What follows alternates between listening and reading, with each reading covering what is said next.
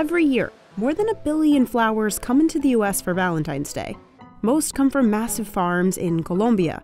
But these roses have as little as 48 hours to get cut and flown to Miami before they wilt. They have a short lifetime and thus require the most rapid form of transportation, and that is by air. It takes a vast network of farmers, air cargo, coolers, and customs officers working 24/7. Leading up to Valentine's Day, the amount of flowers coming to the airport double and triple. Treating these flowers right is even a matter of protecting the US. The danger of an exotic pest to establish in the United States, our food supply is affected. From greenhouse to gift, we follow the journey of your Valentine's Day bouquet.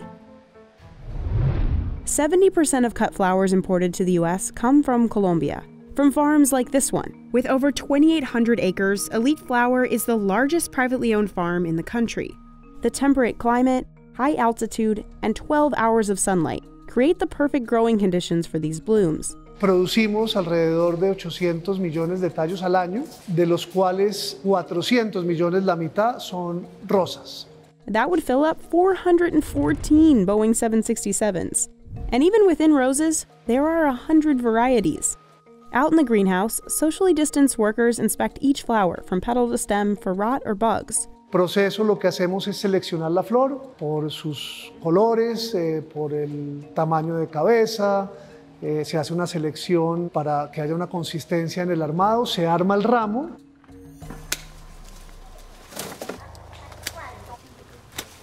Using shears, workers cut each flower off one by one. Lo que pasa en el metabolismo de la flor es apenas tú la cortas, la flor empieza un proceso de mortalidad. To slow that decay, the flowers are sent to a cold room for a minimum of 12 hours. This begins what's known as the cold chain.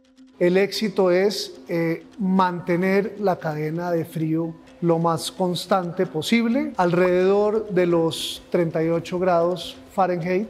Extra leaves and thorns are stripped off the stem using this tool.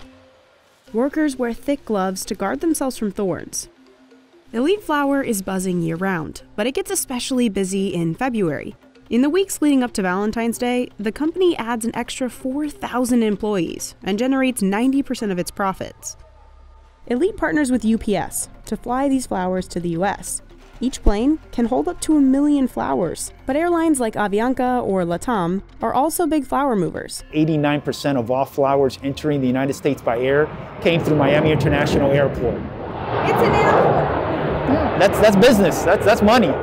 After a 4-hour journey, this temperature-controlled LATAM Airlines flight landed in Miami. This airplane arrived with more than 50 tons of flowers from Colombia. And then we start to move one of the 23 pallets that we have here to this machine to downloading the flowers.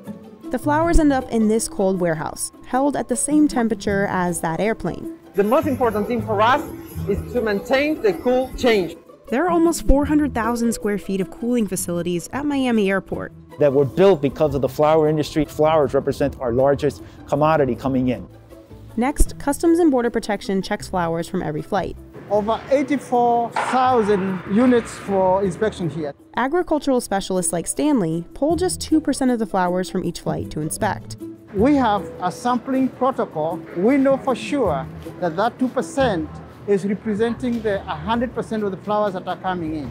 Inspections are done quickly, so the flowers don't wilt or get handled too much. We make sure that our inspection area is cooler, the temperature is good for the flowers and for our personnel.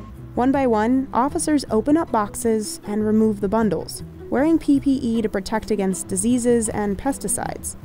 They take a bouquet of flowers and they remove the plastic and then they shake it gently.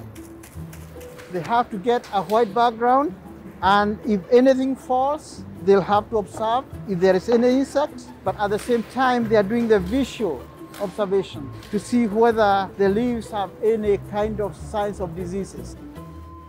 Like a bacterial or fungal disease. If there's a fungal inspection, you see some rusty patches. She has seen a sign of maybe a disease. Now she has to use a loupe to magnify.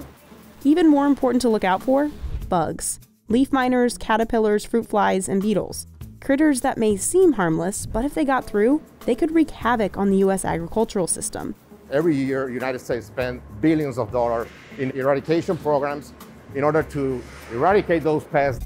From 2007 to 2014, Florida's orange and grapefruit growers lost $2.9 billion trying to eradicate the Asian citrus psyllid. So if an officer finds something, we kind of collect it in a vial with alcohol for preservation. That specimen goes to USDA, Department of Agriculture, for identification.